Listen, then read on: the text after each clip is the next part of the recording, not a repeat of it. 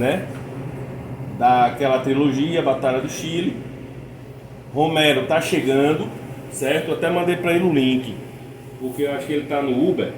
E aí ele disse, não, pode começar aí com Marta. Eu falei, mas para você acompanhar, pega o link aí. Deixa eu ver se eu mandei para ele, só ficou só na vontade de mandar aqui. Só um segundo. E aí, companheira? Pronto. Entra aí mesmo, Marta vai começar a falar, pelo menos você vai ouvindo. Quem sabe faz ao vivo. E aí o seguinte, Marta, fica à vontade, certo? 10, 15 minutos iniciais, né, pra gente ver se esse tempo o Romero chega, ou se a gente já abre, né, algumas falas que se portem a pergunta do seu depoimento, a questões relacionadas entre sua fala e o filme, ou outras leituras, né? Cristiano fez uma apresentação, você pegou acho que em 2 minutos que ele tinha iniciado, então meio que já deu para entender o sentido geral, né, dessas atividades do bloco, né, os Filhos e Filhas de Martes, é atuar com criticidade culturalmente, certo? Existem companheiros e companheiras aqui de diversas organizações políticas, de coletivos de juventude diversos, entendeu? Então é uma necessidade para que a gente, 53 anos depois da vitória de Allende, não sofra o que em 73 teve, né? Ou que em 2016, para os mais novinhos aqui, a gente viveu, certo? Então assim, estamos contribuindo para essa, estamos com uma programação, como você viu aí, e hoje é um desses momentos, certo? Não sei como é que está a sua disposição de continuar após, certo? Aí a gente pode ir conversando depois de sua fala, se você quer ouvir os outros companheiros, mas fica à vontade para iniciar. Não sei se tem mais alguma outra observação. Então, no geral, todo mundo aqui lhe mandando energias positivas para você ficar boa das costelas e também do joelho. Bom, eu vou deixar aqui mais virado para a galera, porque ali tem uma muquequinha maior. Oi? Não. Pronto. Se vocês querem, eu posso começar. Fica à vontade. 2 minutos. Sim.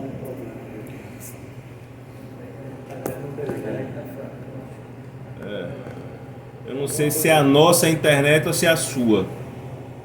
Ok. Não dá para me ouvir? Dá. Tá ouvindo? Pode falar. Eu vou desligar aqui o microfone para evitar qualquer ruído aqui para lhe distrair.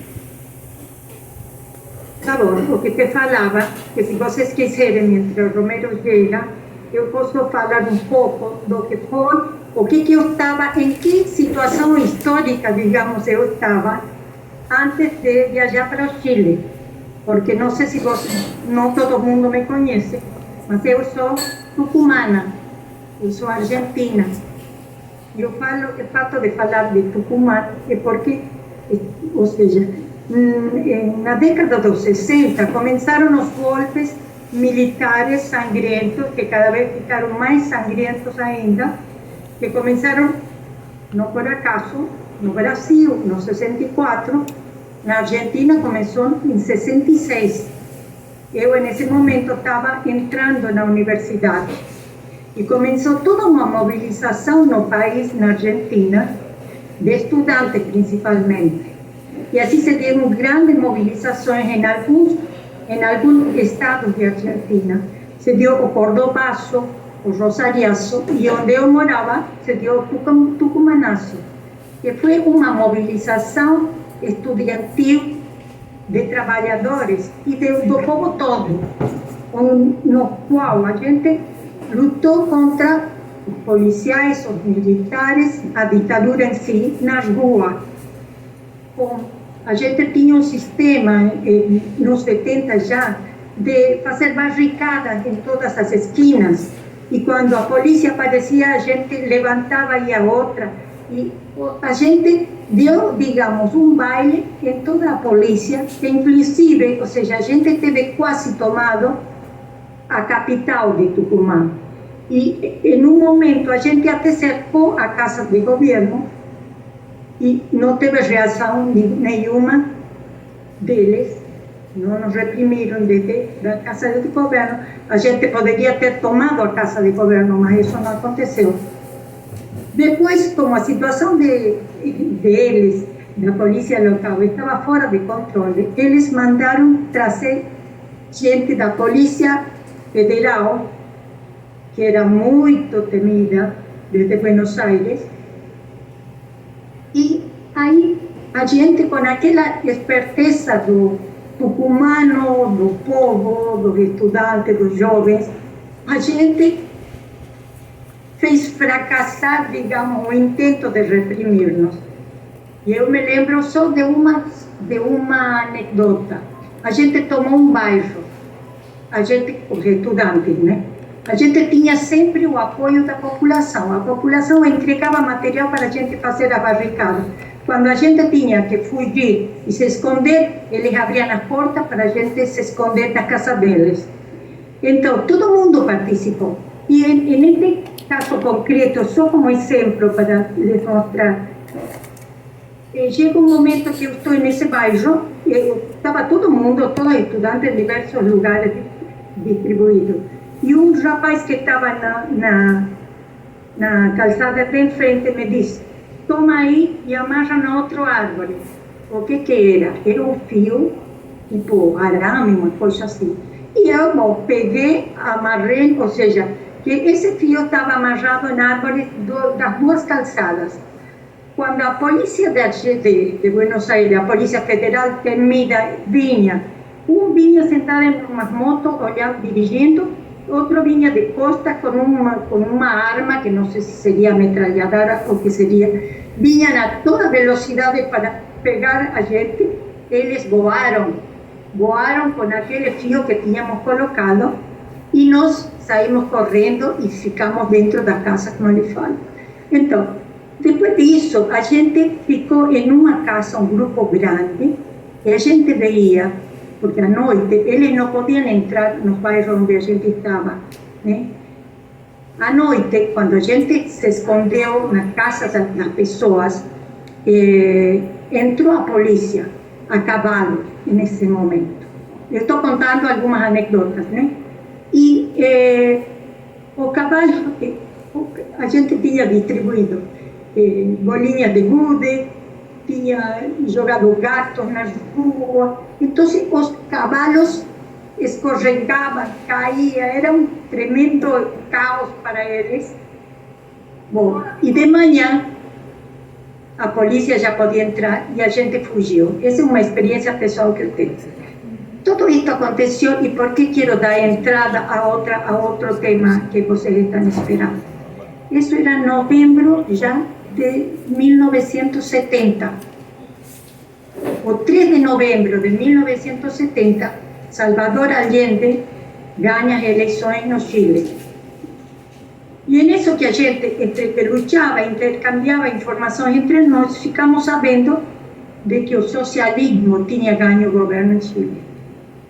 Depois disso, bom, em dezembro, a gente meio que se desmobiliza e decidimos, com minha irmã, viajar para Chile. Isso foi começo de 1971, onde a gente já tinha assumido o governo. Bom, aqui faço uma pausa. Não sei se vocês estão entendendo, porque eu falo portunhol, gente. Vocês entendem? Mais ou menos? Ou não? Não sei se é melhor falar em espanhol ou todo falar mundo... em portunhol, como faço sempre. Tá dando para entender, Marta. Tá muito bem. Todo mundo está ouvindo, tá bem. Então, posso continuar, então, com a história? Sim, à vontade. Porque eu não vou fazer análise, eu vou contar uma experiência. Sim, sim, tá ótimo. Um testemunho, tá bom? Quando viajamos a Chile com minha irmã, a gente não tinha dinheiro para viajar de avião. A gente viajou de trem com mochila ao ombro e depois atravessamos a Cordilheira dos Andes em táxi. Já pensou? Um medo bárbaro, maravilhoso a paisagem, mas dava o medo de estar nesse abismo aí. mas a gente chegou em Santiago, que é a capital do Chile, né? Aí, outro companheiro que ia conosco tinha um contato, que depois eu fiquei sabendo que era de um dirigente do MIR. Ficamos na casa dele, entregamos uma carta que esse companheiro levava, e ele nos fala da Universidade de Concepción, que ficava ao sul do Chile, a umas 8 horas por terra, que era muito interessante que a gente fosse a conhecer a experiência lá. Tudo bem, a gente falou, vamos lá. Aí a gente viaja a Concepción e ficamos lá hospedados em uma residência de estudantes. Aí, bom, a gente conhece o pessoal, vai falando da situação como estava, que se veia que estava um tanto tensa, e os companheiros falam, nos convidam para a gente viajar mais para o sul e ia ter um acampamento de estudantes. Aí eu fiquei entusiasmada, eu falei, eu topo, eu vou. Aí minha irmã fala, não, eu vou voltar para a Argentina. Então ela foi embora e eu fiquei. Aí, bom, chega um momento que temos que viajar e nos juntamos em um lugar, todos os que íamos nesse acampamento de estudantes. E íamos nesse lugar, em uma casa onde iam ir nos procurar, porque éramos um grupo grande, né?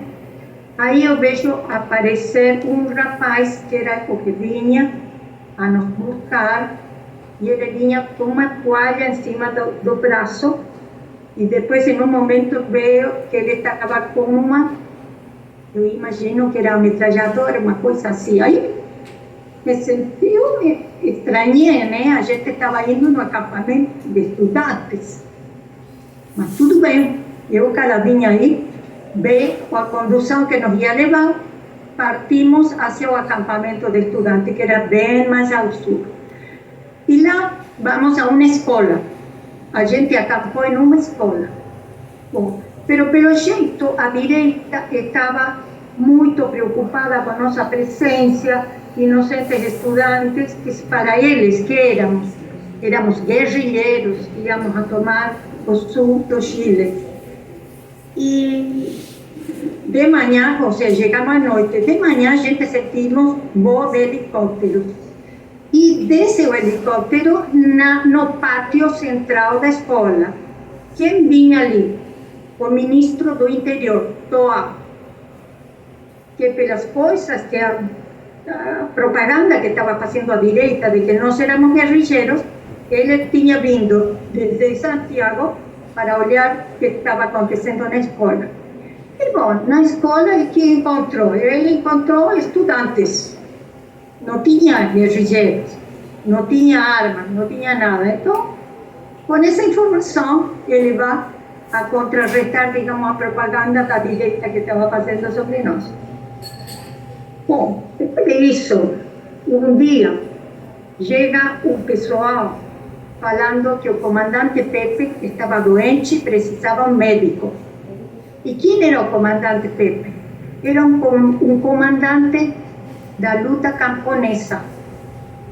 Aí, bom, um dos moços que estava no acampamento era estudante de medicina, então ele se dispõe a ir e eu me disponho a ir junto com ele. Aí a gente teve que atravessar umas serranias, porque não era llanura, eram serranias. E a gente atravessou com o maior impulso aí que ele, do outro lado, falaram, puxa, como conseguiram chegar tão pronto? Bom, e aí encontramos o comandante Pepe em cama, porque estava doente, né? E, bom, ele foi atendido, tudo a mais, e a gente foi dormir. Durante a noite, começa a haver um barulho e a chamar todo mundo para se levantar e ir a se reunir no pátio. Então, estávamos em uma terra tomada, fazenda tomada, de uns fazendeiros. E a gente foi chamado para se reunir, todo mundo teve que deixar suas camas. O doente também teve que ir para essa reunião. E quem eram? Eram dirigentes do MIR, que foram a fazer uma crítica, porque os dirigentes camponeses, después de tomar esa fazenda, ¿a dónde fueron a dormir y a posarse? A casa do patrón. Y a gente que éramos visita, digamos, nos colocaron a dormir ahí también, a gente ni sabía de nada. Bom, então, fizeram essa crítica, porque decían que a gente não vai a tomar, não pode tomar o lugar dos patrões, porque está se igualando com eles. Então, eu achei admirável isso, sobretudo porque eu constatei aí que a dirigência desse movimento estava ciente de tudo o que acontecia em todas partes. E eles se juntavam nas suas bases para discutir sobre isso e para corrigir possíveis desvios. Bom, essa foi uma experiência muito interessante que eu tive na minha chegada, digamos, porque eu estava recém-chegada aí. Depois daí a gente voltou, não sei o que aconteceria com ele nesse momento, e voltei a Concepción, na universidade. Aí fiquei morando em uma residência de estudantes mulheres. E eu pensei, bom, agora tenho que ver como vou sobreviver aqui. E eu me apresentei na faculdade. Eu estava recém-recebida, desculpe que não informei. Eu estava recém-recebida de psicóloga. Eu sou psicóloga clínica e laboral. Eu fui, assim, cara de pau, digamos, e me reuni com o secretário dessa escola, da universidade, para pedir trabalho. Eu queria dar aulas. E não é que o cara me contrata, assim, me contratou. Pronto, eu comecei a dar aulas aí, só que eles começaram a pesquisar onde eu morava. Eles descobrem que eu morava em uma residência estudantil. E quem é esta estrangeira que chegou assim? Então, aí me deram de baixa, aí fiquei sem trabalho. Muito rápido. Mas depois daí, eu já conhecendo outro pessoal lá, eu entro em contato com a Escola de Sociologia, que estava dirigida por um argentino, o professor D'Alessio. Aí, bom, entro em contato com ele, me inscrevo a ir a estudar Sociologia lá, e ele me dá trabalho também para eu lecionar. Começo a lecionar aí, começamos a conhecer outras pessoas, e eu conheço alguém que foi depois meu marido. O que eu estou contando aqui vai mostrar, digamos, como o tempo não depende de dias, meses e anos, depende dos fatos concretos que a gente vive, a intensidade com que a gente vive, né? Depois de 3 meses de conhecer esta pessoa, eu me casei, depois de 3 meses. A gente aí começou a lecionar, como eles falam, e a gente já começava a sentir a confrontação com a direita, porque para eles a escola de sociologia era um antro de comunistas, né? Então, eu me lembro que uma vez eles vêm nos provocar e a gente reage mandando ele embora, né? Mas, como eu lhes falo, a situação era muito tensa já, porque tinha esse tipo de confronto no cotidiano, né?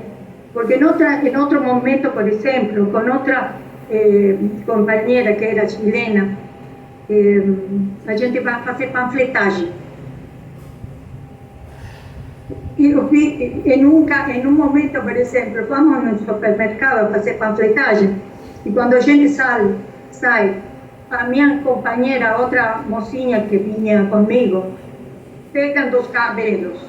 Então, a situação ia a esse nível, né?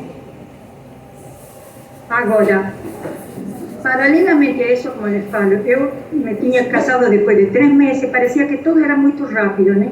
Me casei depois de 3 meses. A situação econômica começou a ficar caótica, porque começaram eles a fazer o desabastecimento.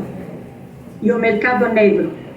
Eles almacenaban y no, o sea, no tenía pan, no tenía carne, no tenía nada de esas cosas para comprar. Y cuando aparecía, por ejemplo, pan, todo el mundo corría a hacer filas. Tenían longas filas para comprar pan, o longas filas para comprar leite, o cosas así.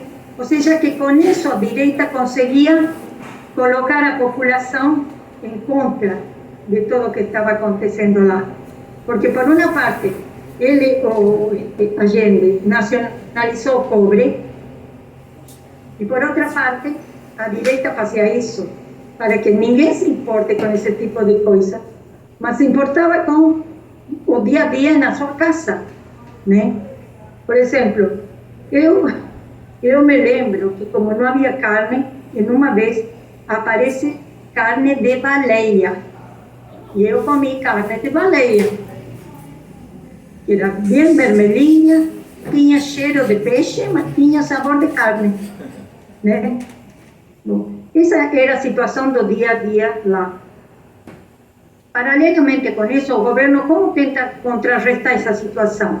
Criando comitês onde uma mercearia recebia aquelas mercadorias que a direita escondia. Então, nós da população, por exemplo, no meu caso, um professor e eu, íamos a fiscalizar se a mercadoria chegava, se o pessoal vendia a preço que devia vender, esse tipo de coisa, né? Enfim, nessa situação ficamos até no 73, em julho de 73, nasce minha filha, minha primeira filha. Minha mãe tinha ido a me acompanhar no parto. A situação no país inteiro estava tremenda. Mesmo assim, quando a gente viajava com meu marido para Santiago, e sempre estávamos em contato com a comunidade brasileira, porque tinha muitos refugiados lá, né, que tinham fugido da ditadura de vocês aqui. Se bem que não entendia muito o idioma, mas porque eles também falariam em portunhol, eu escutava que eles contavam, este foi emboscado em tal lugar, aquele foi morto em tal lugar. Então eu fui tomando consciência da situação terrível que estava acontecendo no Brasil, mas era só pelos relatos deles, né? Bom, até que, como les digo, nasce minha filha em julho, e em agosto, um pouco porque eu queria ir a mostrar minha filha a meu pai, um pouco para acompanhar minha mãe a voltar para a Argentina, e um pouco porque meu marido estava sabendo da situação, porque a gente também estava vigiada. Isso eu vi pessoalmente, porque ele não me contava, eu nunca soube o que meu marido era como exiliado. Ele me dizia que era estudante, que tinha tido um congresso e a polícia repreendiu a todo mundo. Então, eu saí de Chile pensando nisso com relação a ele, né? Bom, então, em agosto, com meu bebê de um mês, chegamos a Santiago para viajar para a Argentina. E os caminhoneiros se tinham tomado o país inteiro. Santiago estava todo parado, estava todo fechado. E estava meu marido, que é japonês, minha mãe, eu e meu bebê, andando pelas ruas. Nenhum hotel queria nos dar entrada. Estava com um bebê que estava já o xixi dele e não tinha aonde me acolher. Até que por fim conseguimos um lugar, depois de muito andar. E bom, no dia seguinte a gente viajou. Viajou minha mãe, meu bebê e eu. E meu marido ficou. Bom, chegou à Argentina e vamos para Tucumã, para que conhecesse meu pai, minha filha. Aí passa menos de um mês, quando acontece o golpe, o dia 11. Aí eu pensei, puxa, o golpe, então eu vou voltar, eu quero voltar, eu quero ir para a Resistência. Aí, bom, eu estava em Tucumã, que fica a 1000 quilômetros de Buenos Aires. Peguei minha filha e fui para Buenos Aires. Aí eu tinha uma tia. Então, eu fiquei em contato com outros chilenos, participei numa reunião de chilenos que tinha lá, e todo mundo querendo voltar. Então, eu primeiro fui no consulado e quis voltar legalmente. Olha que loucura. Eu não tinha ideia da situação que estava lá, porque não chegava notícias, só a notícia do golpe. Chego no consulado, quero fazer o trâmite para entrar no país e me falam, não, está fechado para todos os estrangeiros. Aí eu voltei muito preocupada. Participo nesta reunião de chilenos e todo mundo pensando como fazer para entrar no Chile. Aí o pessoal falou, tem uma parte no sul que não tem cordilheira, que a gente pode entrar livremente. Bom, todo mundo entusiasmado, vamos fazer isso, sei lá o que, termina a reunião, vamos embora, e um cara vem do lado meu e fala, você não me poderia dar uma lista dos nomes das pessoas que estão na reunião? Eu olhei para ele, coloquei cara de póquer, não respondi nada, desconversei, o cara foi embora. Aí eu falei, nossa, estamos infiltrados, o que vamos fazer? Se a gente continuar com isso, nos pegam lá e tchau, né? Aí, bom, peguei minha filha de novo e voltei para Tucumã. E aí fiquei muito, muito ansiosa, porque não tinha notícia. Aí começam a aparecer as notícias. E no lugar onde meu marido tinha ficado, que era em Osorno, bem ao sul, estavam fuzilando 5 pessoas por dia. E informavam o fuzilamento que estavam sendo. E eu pensando, e meu marido, né? O que estará acontecendo com ele? Aí eu estava desesperada, até que um dia me liga um padre chileno, me fala, eu sou da Comissão de Paz, estou ao tanto de teu marido, eu estou indo no lugar onde ele está preso, eu não sabia se ele estava preso ou morto, e você fique atenta, porque no momento eles vão soltar pelo sul. Aí eu fiquei mais desesperada ainda, porque tanto podiam soltar como ele podia ser morto. Bom, a questão que em um momento me chamam para ir para Bariloche, que fica ao sul. E aí eu vejo a importância da solidariedade para a gente sobreviver nestas circunstâncias, né? Lá tinha uma comissão de solidária que me acolheu, até que um comandante me chama e me chama para o lugar onde ele estava.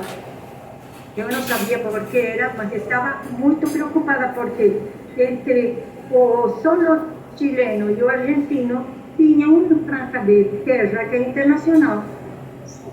Quem passa por aí pode matar, que ninguém vai ser responsabilizado, né? Então, esse era meu maior medo. Aí, bom, depois de um tempo de esperar, aí aparece meu marido vivo. Estava irreconhecível, magríssimo, mas estava vivo. Bom, assim que com ele saímos daí e volto para Buenos Aires. Então, isso, digamos que é um começo de exílio de coisas, porque no Chile a gente já tinha montado nossa casa, nossa família, primeira vez que eu tinha minha casa, e tudo aquilo foi saqueado pelos militares. Eu tinha minha primeira biblioteca, porque me conta, quem ficou lá, que tinha colocado todos os livros na calçada e pegado fogo. ao estilo que fizeram os nazis, né? Bom, mas eu estava aí. Quando chegamos a Buenos Aires, aí pensamos, bom, o que vamos fazer? Aí também a solidariedade nos acolheu, porque meu pai morava em Tucumã, não em Buenos Aires, mas morava uma tia e a gente foi a pasar ali. Então, nisso que pensávamos como reconstruir nossa vida, a gente teve ciência que a situação estava tão grave que não dava para ficar ali. Muito menos meu marido do que eu, se bem que se eu tivesse continuado morando em Tucumã, hoje não estaria falando aqui, porque Tucumã foi onde se deu aquela experiência mais terrível, parecida àquela das aldeias estratégicas que estabeleceram os norte-americanos em Vietnã, criaram em Tucumã, porque em Tucumã se formou a guerrilha que começou a ficar nas serranias, nas montanhas que tinha lá, e aquela poblada que se deu quando eu estava lá, continuou, se deu outra nova, no 72, ou seja, que tinha a resistência urbana e a resistência rural. Então, na época que ainda estava no governo peronista, que era a mulher de Perón, porque Perón tinha morrido, aí já começou a se organizar a repressão violenta contra todas nós, que foi que se conheceu como Operação Independência, que foi massacrar a toda a juventude de nossa idade pelas dúvidas. Quem não era amigo ou podia dar cobertura.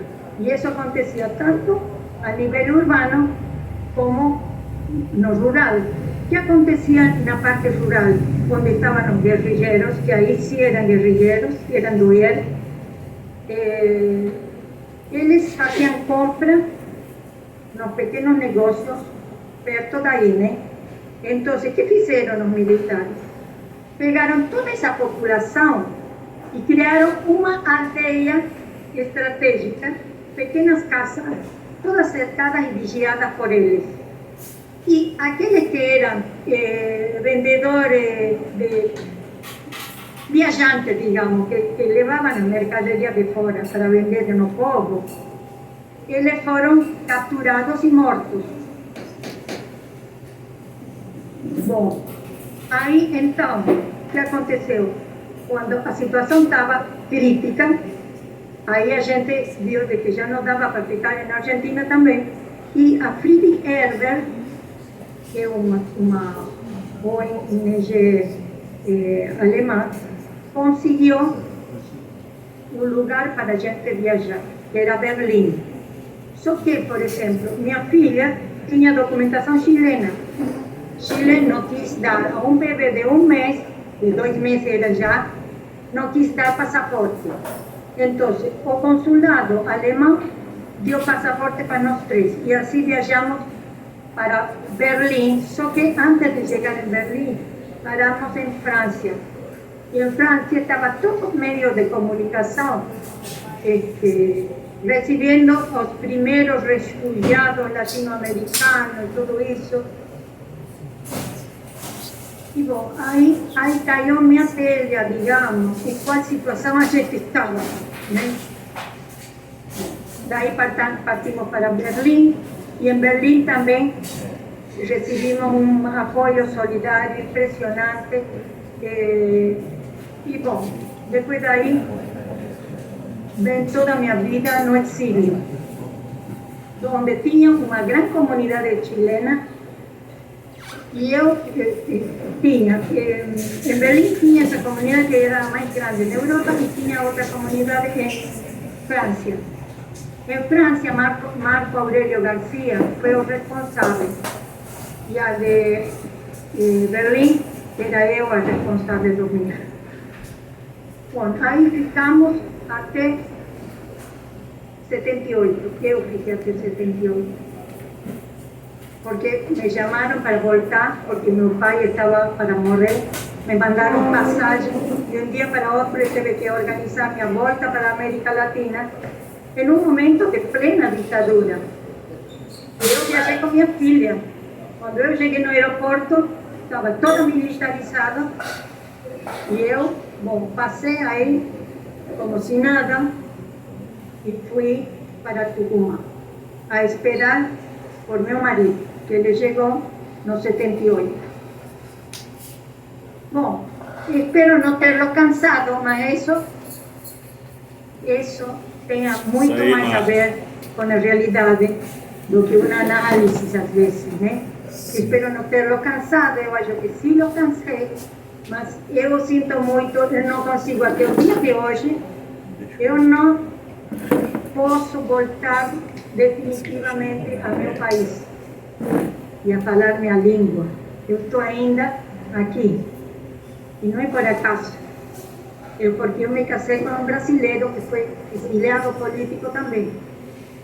E meu filho é brasileiro. E minha filha é chilena e mora em Holanda. Ela voltou para a Europa. Então, isso é o que as ditaduras fazem com as famílias. Entendeu? Salva de palmas para a companheira.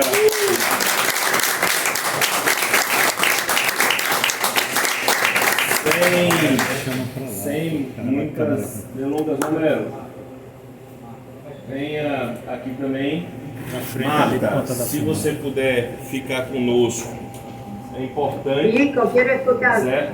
Quero Eu acho que escutar. a gente vai ter que fazer aí, Cristiano. O Romero vai para ali para frente. Viu, ponta da Cruel? filmagem aqui. Também você que está na ajuda aí do espaço. Eu não sei. O Romero vai para lá para frente. Romero, vem aqui pra frente. Por causa da Mas filmagem. o que é que eu já estou pensando? A gente vai ter que fazer um ajuste, talvez, porque tem um espaço que o companheiro Christian, o companheiro Eric vão falar, que você já colocou na batalha de ideias. Eu não sei como está a coisa da montagem do sarau. Para a gente, talvez, entre uma coisa e outra, talvez deixar o palco para eles, né? Já que a gente também não vai precisar de desculpa. Aqui, mesmo. Marta, Vai. boa tarde. Aqui, olha para aqui. Você vai olhar pra aqui. Marta. Tanto tempo, Romero. Certo? Só para a gente ajustando. Romero, 15, 20 minutos aí, certo? Para a gente engatilhar. Vou botar a câmera aqui. Vai. Vamos ver aqui. Está saindo o Romero? Romero. Vem mais para cá Vai por pra cá, meio. Romero. Romero, você bota. Cada vez. Eu tô preocupado com o Marco, eu tô achando que é. Deixa eu ligar. Pera aí que agora o negócio tá profissional. Tem até microfone. E aí? Pera aí, rapaz. Vocês que mandam. Deixa eu ver se carregou. Tadeu é do PC e Cristiano é do BIA aí. Tô vendo. Tô vendo. E aí, cara? Certo, muito bem.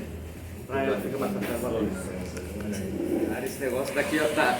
Na outra já vai estar no Japão. Boa tarde, gente. Boa tarde, boa noite, né? Boa noite a todos e todas. Boa noite, Marta.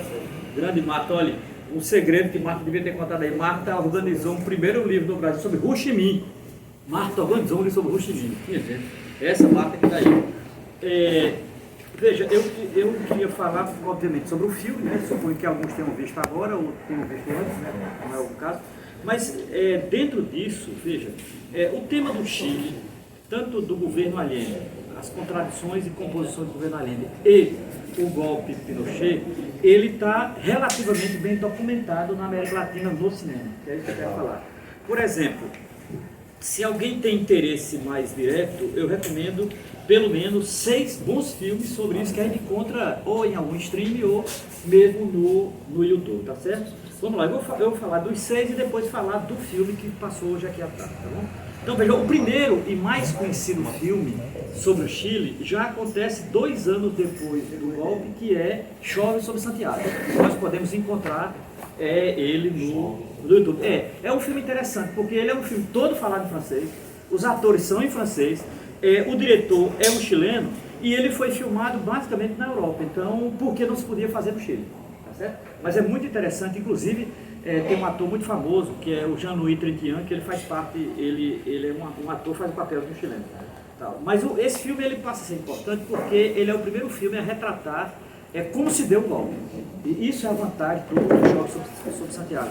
que para quem não estava no Chile, para quem não tem informação, esse filme virou meio que uma denúncia internacional, né, de como se deu o golpe.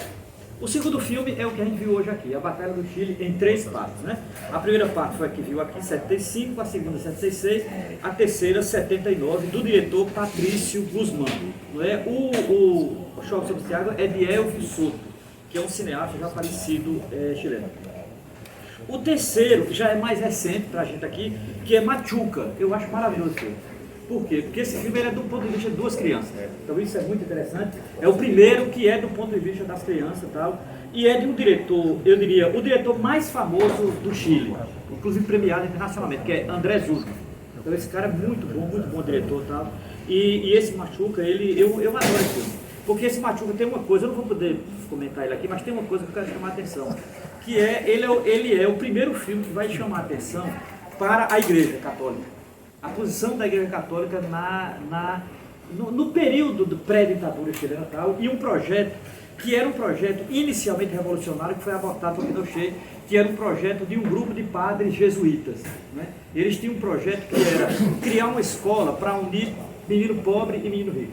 Então a ideia era, digamos assim, quebrar o elitismo da estrutura educacional chilena. Isso proposto por um grupo de jesuítas. Não precisa nem dizer o que aconteceu com os jesuítas, né? Então eles foram trucidados, ou alguns foram mortos e outros foram expulsos do Chile. Depois, em 2012, foi feito um filme, aí já está se afastando um pouquinho da ditadura, que é NO, N-O, que é não, que foi um plebiscito que Pinochet inventou de fazer, não é? E ele achava que ia ganhar e perdeu. É muito interessante, que é com Gael Garcia Bernal, e é um filme que a prioridade dele, apesar de ser o plebiscito, mas é muito mais a figura de um publicitário. O personagem é publicitário e tal, e ele foi o cara que sacou, porque foi ele que propôs, inclusive, o padrão para o NO e que colou assim, nos ônibus, na rua e tal, e Pinochet perdeu o plebiscito. E é de um diretor, esse sim, um jovem diretor, depois de André Zurdo, o mais importante diretor chileno, chama Pablo Larraín. Esse cara vai fazer depois, em 2015, um filme, aí sim, esse eu acho um filme muito pesado e muito interessante, chamado O Clube, que é, aí sim, a história do outro lado da igreja. Veja, teve a igreja que ficou do lado dos trabalhadores, mais à esquerda, da teologia da libertação e tal, e teve a igreja que ficou com a ditadura, que ficou com a pedofilia, que ficou com os grandes colégios ricos de Santiago, etc. E, tal. E o filme é um pouco um grupo, 4 padres, depois um quinto que vai chegar, são 5 padres, que estão internados no interior, e eles estão bem afastados da igreja, porque o passado deles veio à tona. E o que eles fizeram durante a ditadura veio à tona e tal. Cara, esse filme é muito bom, eu recomendo quem... É muito interessante. E por fim, um que tá, eu acho que tá, eu não sei se é Netflix ou é alguma coisa parecida desse stream aí, que é o mais recente filme sobre o Chile. Esse eu acho que vale a pena ver, porque esse tem a ver um pouquinho com a gente. Chama-se 1976, né, de Manuela Martelli. Manuela Martelli é a menina que está no filme ela está no Machuca, tal. Essa Manuela Martelli, ela faz um filme sobre a classe média chilena e, em particular, uma figura que ela tenta esconder um cara que está sendo perseguido pela ditadura. É muito interessante porque o filme é todo do ponto de vista da classe média, né? Então, ela, na verdade, foi a favor, boa parte dela, a favor do golpe. Ela apoiou Pinochet e depois ela sofreu as consequências do Pinochet. Então, assim, o filme tem essa ambiguidade. Só que são 3 anos de ditadura. Se não fizer, a classe média ainda está animada com a política governamental de Pinochet. Então, vale muito a pena. E, por fim, eu recomendo uma coisa que está... Essa é a melhor coisa que eu vi no YouTube mais recentemente. É um encontro, em 1971, um ano e meio de governo de Salvador Allende, Fidel Castro vai visitar Allende, lá no Chile, em Santiago. E aí um jornalista resolveu filmar os dois. Puta merda, é muito bom, vejam isso, muito interessante. Inclusive tem um detalhe nesse diálogo tal, que é um conselho que mais ou menos Fidel Castro quer dar para Allende, mas Allende não leva a sério, que é a questão dos militares. Depois eu vou voltar a isso, mas vale muito a pena. Eu não vou dizer aqui o final, não vou dar spoiler, mas eu recomendo que vejam, porque é muito legal. E é no espanhol tranquilo, começo de março aí, dá para entender perfeitamente. Tal. Você coloca no YouTube Fidel Castro e Salvador Allende, vai cair em cima, que na verdade eu acho que as imagens pertencem a uma TV estatal do Chile, porque tem um cara que faz uma introdução, explica tal, aí depois você tem e dá uma conversa de 30 minutos de áudio, mais de 30 minutos ele falando sobre os acontecimentos. Pronto, e bibliografia, recomendo muito, saiu agora, é a coisa mais recente em português, que é esses discursos de Salvador Allende. São 9 discursos de Salvador Allende, chamada Revolução Desarmada, foi organizada por Vladimir Safatli, o filósofo da Universidade de São Paulo, que o pai dele é chileno, ele é de origem chilena e tal. Eu acho muito interessante esse livro. São 9 discursos de Salvador Allende e um pequeno texto de um cientista político chileno analisando um pouco esse discurso de Allende. O que é legal desse discurso de Allende é que você vai percebendo a crescente dele. O primeiro é altamente, ele ganhou o animado, feliz da vida, o Chile agora vamos, a organização popular, socialismo, não sei o que e tal. Mas aí depois ele vai diminuindo assim, tipo, o governo, a burocracia, a relação com os militares, e principalmente o calo dele, que era o MI. O MI era o calo de Salvador Allende. Ele tentou várias negociar com o MI, e o MI colocava como condição o seguinte: se afaste da democracia cristã. Esse era o critério do MI, se afaste da democracia cristã, e dê menos bola ao PC. O MI odiava também o PC. Aí, cara, eu fico pensando assim, a situação de Salvador Allende, porque a democracia cristã que ele precisava, porque ela teve muito voto, vocês sabem, Salvador Allende teve 36% dos votos. 36% dos votos. Né? Para você entender, a democracia cristã teve 29% dos votos. Cara. A democracia cristã é a direita messiânica. Pronto, então assim, era a direita que fazia política usando a Igreja Católica. Então assim, e tinha o PC, que tinha mais organização sindical do que voto, e decidiu entrar na UP direto, entrou na UP sem problema nenhum, para disputar o UP por dentro, e o MI, que colocava um pé, tirava, colocava um pé, tirava. Quando chegou 72, o MI tirou os 2 pés de vez e disse, não vai mais. E aí fica aquela confusão. Quem analisa bem isso, do ponto de vista do MI, é Rui Mauro Marinho. Esse livro aqui é muito bom, agora saiba, é Rui Mauro Marinho. Consequentemente, na época ele estava no MI, então assim, é pau no PC quase toda hora, é pau no PC tirando direto e tal. Não é? Ele critica também Darcy Ribeiro, porque Darcy Ribeiro, a tese de Darcy Ribeiro é que o MI e a esquerda mais radicalizada foi responsável pelo golpe. E o Rui Mauro Marinho vai para cima com gosto. Mas vale a pena, publicado pela Expressão Popular, eu acho que muito bom, porque o Rui Mauro Marinho tem uma qualidade aí incontornável. Né? Ele não discute apenas o caso fechado, Salvador Allende, o Chile naquele momento, mas ele também discute, paralelo a isso, as condições de você ter um governo do caráter de Salvador Allende num capitalismo independente. Para mim essa é a novidade desse livro, que eu acho que é muito atual isso ainda. Né? Uma coisa é ele analisar apenas o jogo, digamos assim, a pequena política interna do que é importante, por exemplo, os exemplos que Marta colocou aqui e tal, mas você entender também que o Chile não estava isolado do mundo, pô. Então assim, ele diz uma coisa muito correta aqui, por exemplo, a noção de imperialismo do PC era equivocada naquele momento, porque só focava nos Estados Unidos, e esquecia a Europa, por exemplo. Né? Outra coisa que o Rui Mauro Marinho chama a atenção é o seguinte, os limites de Salvador Allende diante de um capitalismo independente. Veja, e Rui Mauro Marinho era crítico da UP. Só que aqui é o Rui Mauro, o livro é escrito durante o processo, ele chega no Chile em 69, é expulso em 73, e ele começa a escrever esse livro em 75, ele já estava um pouco fazendo uma reavaliação dos limites, inclusive da posição dele e do BIC, tá certo? Pronto, esses são os 2 livros e os filmes que eu indico. Vamos agora, para terminar essa história, eu queria entrar no filme do Patrício Guzmán. Por quê? Porque eu pessoalmente acho que é o melhor que nós temos. Ainda hoje é o melhor que nós temos. Por quê? Primeiro porque Patrício Guzmán, ele faz mais do que um documentário. É óbvio que a forma, o gênero é documentário. Não vou entrar aqui nesse debate interno do cinema. É um documentário. Só que é mais que um documentário, porque ele é um testemunho em forma de diário. Isso é a novidade desse documentário. Veja bem, não sei se vocês observaram, o narrador ele vai dizendo momentos tal, e as imagens vão aparecendo. Claro que isso é muito tradicional do documentário, mas isso é muito pedagógico. Ele vai, por exemplo, o que é que fez que eu acho que é o grande trabalho de Patrício Guzmán. O filme foi feito em 75, significa dizer, ele teve acesso às imagens mais quentes do momento, que ninguém teve. Cotidiano. Por exemplo, começa com uma coisa que eu acho extraordinária, que ele não pode pular nesse filme. O começo, ele mostra já o que vai ser o destino do Chile. Como o filme foi feito depois, então ele já sabia o que aconteceu. Então ele já mostra assim, por exemplo, o povo falando a importância da UP, da vitória de Allende, nosso presidente, tal. Aí daqui a pouco ele corta, aparece a direita, com medo de Allende, o marxismo vai entrar aqui, o comunismo, e não sei o quê. Cara, você entenda, esse clima, ele é um clima muito latino-americano.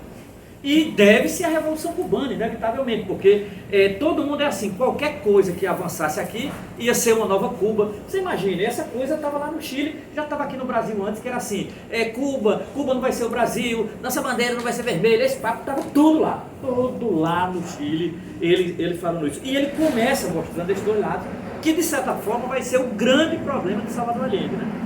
Uma outra coisa que eu acho interessante é ele trabalhar de maneira muito singular, a reconstituição do arquivo. Ele reconstitui imagem de arquivo. Aquelas imagens, elas estavam isoladas, perdidas. Assim, aquelas imagens tinham na televisão chilena, pessoas documentaram tal, ele recupera aquilo e reconstitui numa ordem. Por quê? Porque nos ajuda a entender a temporalidade do acontecimento. Esse documentário não existe como ele, porque todos os outros filmes focam em algum momento. Ele reconstitui a totalidade, né, dos acontecimentos e tal. E, consequentemente, ele faz uma coisa óbvia para nós, que é a história. Então, o documentário faz história. Tá? Vamos lá, 5 coisas desse documentário, a partir dessa concepção de fazer história do Patrício Guzmán. Eu queria falar sobre ele, mas não vou. Mas recomendo que procurem ver. Patrício Guzmán, ele está vivo ainda, ele mora na França, está velhinho, mas eu acho um documentarista absolutamente genial. Esse cara fez um filme recentemente chamado A Nostalgia da Luz. Cara, que filme bonito da porra, meu amigo. Fazia tempo que tu viu, não? Eu não sei se mais alguém viu aqui. Eu acho a obra-prima dele. A obra-prima dele, pra mim, é essa aí. E outra coisa, ele é obcecado pelo tema da ditadura. Mesmo um tema que não tem nada a ver com a ditadura, ele inclui a ditadura. Tu lembra disso? É muito bonito esse filme. Botão de Pérola também. Botão de Pérola. Botão de Pérola. Na verdade é uma trilogia, né? São 3 que ele faz. Ele adora trilogia. Ele tem umas 3 trilogias. Então a trilogia é a característica dele. Então assim, mas a Nostalgia da Luz, eu fiquei impactado com esse filme. Um filme emocionante, assim. O cara é muito bom e tal. Mas eu não vou poder falar dele aqui, mas procurem, porque vale a pena. Porque Patrício Guzmán hoje é um dos maiores cineastas latino-americanos, né? Apesar de morar na França. Veja, eu vou destacar 5 pontos do documentário, principalmente na parte 1. Eu não vou entrar na parte 2 e 3, tá certo?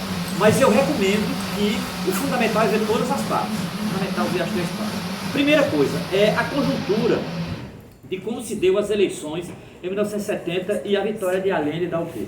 Eu acho que isso é uma característica. Olha, só o Patrício Guzmán, ele sempre foi simpático a Allende. Ele tinha uma trilogia sobre Allende. Eu diria que no cinema quem mais conhece Allende é ele. Ele conhece a vida de Allende, de cima a baixo, inclusive as fofocas pessoais de Salvador Allende. Ele conhece tudo, o cara sabe tudo de Allende. E ele, veja bem, ele parte daquele ponto de vista que a vitória de Allende, ela na verdade não foi uma vitória do Chile como um todo. Foi a vitória de 36% de votos de um setor à esquerda, mas que não unificou toda a esquerda. Pronto, isso para Patrício Guzmán significa dizer que Allende era aquele nome que, se ele não unificasse toda a esquerda, ninguém mais unificava. Isso para Patrício Guzmán é sagrado. Ele não tem volta a isso. Não tinha mais quem, se não fosse Allende. Por quê? Aí você precisa entender uma coisa. O Patrício Guzmán tem uma biografia de Allende, chamada Allende, o nome do filme, em que ele volta. Olha, essa foi na 4ª vez que ele ganhou a eleição. Allende já vinha na política desde os anos 30. Allende era oriundo do setor de classe média, uma família de classe média, ele era médico e tal. Não é? Allende teve, por exemplo, uma influência muito forte na sua família, na esposa e, por exemplo, ele teve 3 filhas. A segunda filha dele se torna uma moça revolucionária. Essa moça se mata em 77 por conta de toda a tragédia que ela viveu. Não sei se você sabe disso. Eu acho que é Beatriz Allende e tal. Então, assim, ele sabia dessa conjuntura da vida de Allende. E ele sabia do risco que Allende corria. Não necessariamente ninguém sabia que Allende morreria em 73, nem em 70. Mas, assim, o risco que ele corria, porque ele era a pessoa mais visada naquele momento. Só ele poderia ganhar aquela eleição de 70. Agora, ganhou com um percentual muito abaixo do que ele poderia ganhar. Allende teve quase o mesmo número de votos da eleição anterior. Então, como é que ele ganhou? Ele ganhou porque a direita se dividiu, pô. Foi isso? É isso que Guzmán disse pra gente. Ele ganhou porque a direita se dividiu. Quando a direita se uniu, derrotou Allende as 3 vezes anteriores. Toda vez que ela se uniu, a democracia cristã. Como foi que Eduardo Frei ganhou? Eduardo Frei era um cara de centro. Ganhou porque ele trouxe a democracia cristã para ele. Só é você olhar o número. Eu fiz questão de olhar o percentual de voto. Allende aumentou 2% dos votos em 3 eleições, pô. 2% do voto, tá doido, é muito pouco. É muito pouco. Nesse sentido, Lula dá um banho em Allende, né? Então veja, essa é a primeira coisa que a gente vai observar no filme. Segundo, a correlação de força. O Guzmán, ele mostra muito bem pra gente como estava disposta a correlação de força no filme, né? A direita muito presente, ativa, principalmente porque a direita chilena, há uma semelhança com a direita brasileira, porque a direita chilena ela tem uma identidade de classe média, identidade mesmo de classe média, e ela defende seus valores, seus pensamentos, sua cultura, tal, isso é muito importante. Só que tinha uma coisa que o Guzmán chama a atenção, e Marta descreveu aí, é que havia uma coisa que favoreceu o Allende, pelo menos nos 2 primeiros anos do governo dele, que havia um processo de mobilização crescente.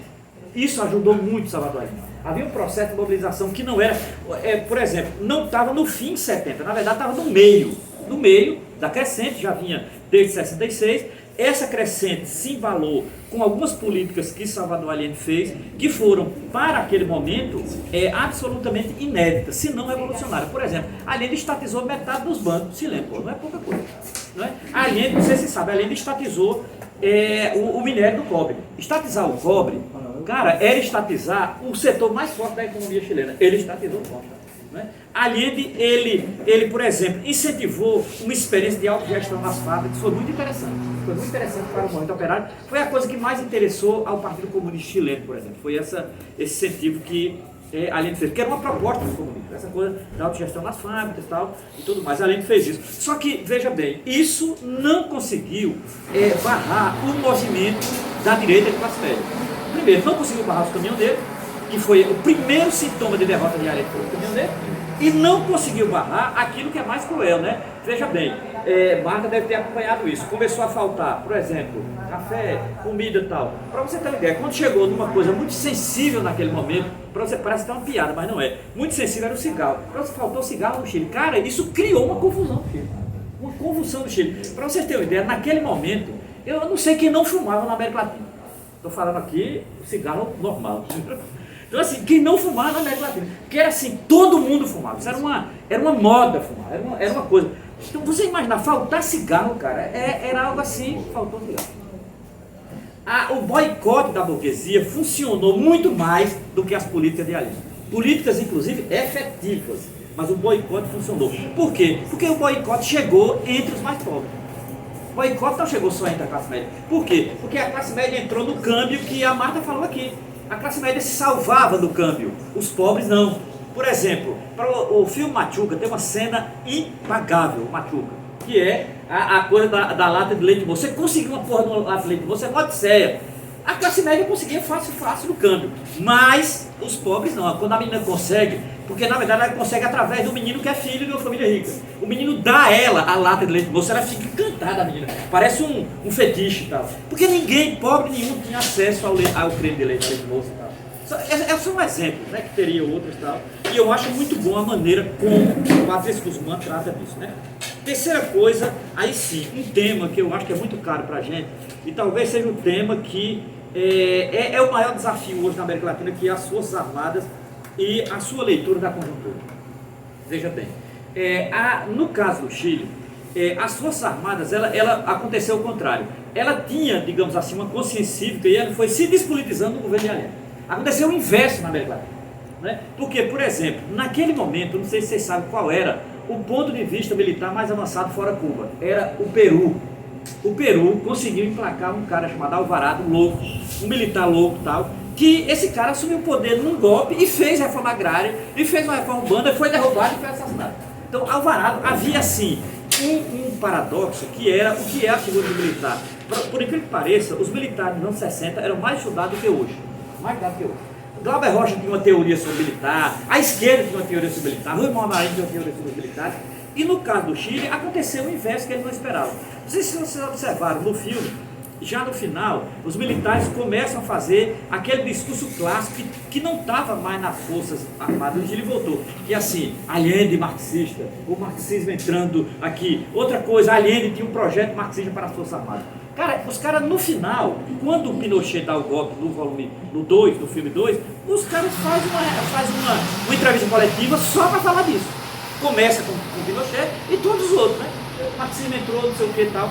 Então assim, as Forças Armadas foi o gargalo de Allende. Allende tentou o que pôde. Para você ter uma ideia, a última saída de Allende, a última esperança de Allende era um militar que ele era um legalista, era um cara inteligente, Allende confiou nele. Quem era? Augusto Pinochet. Era o mais avançado do militar do Chile. Caralho, Augusto Pinochet. Era a última salvação de Allende. Foi não, cara. Sabe aquela coisa, a luz do trem lá no fundo? Não era a luz que vinha, era o trem que estava vindo direto. Ele colocou Allende, colocou Pinochet articulou o golpe em 6 meses. Em 6 meses, Pinochet articulou o golpe. E diga-se de passagem, do ponto de vista da direita, articulou muito bem. Porque Pinochet usou duas frentes fundamentais. Ele continuou incentivando, enquanto militar, com a esposa de militar, cultura militar, essa coisa de que o governo não tinha uma política econômica segura e estava levando o Chile a um desastre econômico, e eles tinham um projeto econômico. Claro, Pinochet tinha um projeto econômico que ele, obviamente, não revelou, mas ele tinha, todos nós sabemos hoje, né? Quem não sabe, eu recomendo ler um livro extraordinário de um padre chamado José Comblan. Comblan tem um livro chamado A Ideologia da Segurança Nacional. Esse livro, na verdade, apesar do nome, é todo sobre o Chile, não é sobre a América Latina. Esse livro foi publicado em português pela editora Civilização Brasileira nos anos 70, mas ele foi escrito, o Comblan também estava no Chile, foi expulso do Chile, perseguido do Chile, e Comblan escreve, e nesse livro, Comblan chama a atenção para uma coisa inédita. Comblan dizia, é a primeira vez que no Chile um grupo de militares tinha um projeto econômico. Qual era o projeto econômico? Era chamar uma galera de Chicago, uma galera medonha de Chicago, para criar aquilo que depois aqui no Brasil a gente chamará de neoliberalismo. Era isso, a novidade era essa. A grande novidade foi essa. Destruir o Chile, tá aí o exemplo. Destruir o Chile. Para você ter uma ideia, eu vou dar um exemplo aqui para pular para o outro ponto. O Chile tinha a previdência mais interessante de toda a América Latina. Desde 1962, o Chile tinha uma previdência que era a que mais beneficiava aposentado e pobre e tal. O que é que Pinochet fez? Destruiu a previdência, que nos anos 80 ele criou um modelo de fundo de pensão que o que mais tem hoje no Chile é aposentado se matando. E que tragédia, mas esse foi o resultado, né? Então, nesse sentido, as Forças Armadas, eu acho que o Guzmán trabalha muito bem e ele nos indica que seria essa Força Armada. Quarto e penúltimo, não podia faltar a classe média, que Rui Mauro Marinho chama aqui de pequena burguesia. Veja, essa classe média chilena, ela de fato ela foi fundamental para derrotar Salvador Allende. Fundamental. Veja bem, a classe média não suportava algumas coisas que Allende propunha. Por exemplo, a estatização completa do sistema público de ensino. O que é que Pinochet fará? Exatamente o contrário. Para a classe média era muito complicado você ter um filho bem vestido, bem nutrido, branco, tal, estudar com menino pobre, com cara de índio de periferia na mesma escola. Ela não suportava isso. Não suportava, e não suportou. E não suportou. Ela não suportava, por exemplo, pobre comer bem. Por exemplo, eles não suportavam a ideia de que aquilo poderia ter, digamos assim, pelo menos levar uma condição de igualdade muito maior do que se estava. Então, por exemplo, uma coisa que Salvador Allende avançou, não sei se Marta lembra disso, no interior, a reforma agrária. Avançou na reforma agrária, ele avançou na reforma agrária. Isso foi muito importante, comitês e tal, né? Inclusive com participação de grupo de brasileiros, dentre eles Clínio de Arruda Sampaio, que trabalhou no programa de reforma agrária do Chile. Isso a classe média não suportava em hipótese alguma. Ela não suportava a organização operária interna, as fábricas não suportavam tal. Então assim, ela começou a perceber o seguinte, que ela ia perder, né? E os pobres iam ganhar. Ela não suportava isso. E ela criou todo um fantasma de comunismo, de marxismo, de socialismo, de Allende traidor, não sei o que, tal, para, de fato, desestabilizar o governo. Está no começo, no meio e no fim. A classe média vai aparecer nos 3 filmes de Patrício Guzmán. E por fim, para terminar, eu acho uma coisa que vale muito a pena a gente focar, muito a pena mesmo, que é a voz que Guzmán dá aos trabalhadores.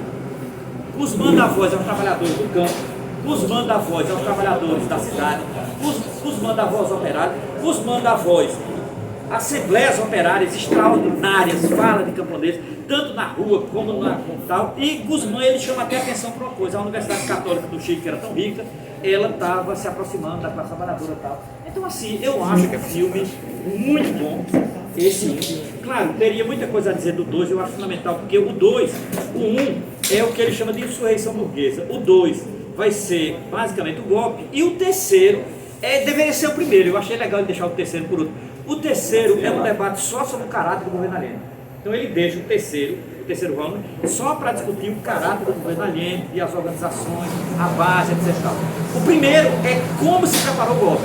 O segundo é o golpe, o terceiro. Então eu acho o melhor filme que temos sobre o Chile. Eu acho que não é só sobre o Chile, eu acho que dá para refletir sobre a América Latina como um todo, fazendo as proporções históricas e tal.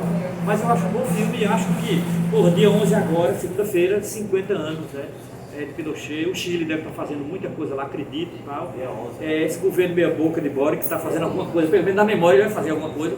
Não é? Eu acho que aqui no Brasil também, não é? Acho que em vários lugares há interesse em fazer. Bem, inicialmente é isso. Não sei se o que é que vocês pensam aqui para frente. Beleza, nós vamos Abrir aqui para escuta, para diálogo, né?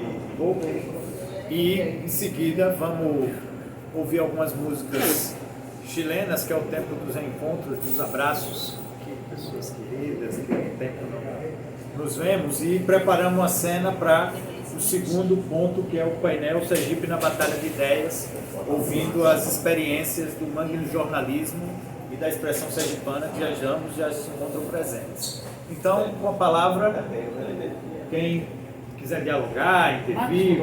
Marcos escutou tudo. Marcos escutou? Marcos escutou? Deixa eu abrir aqui. Marta.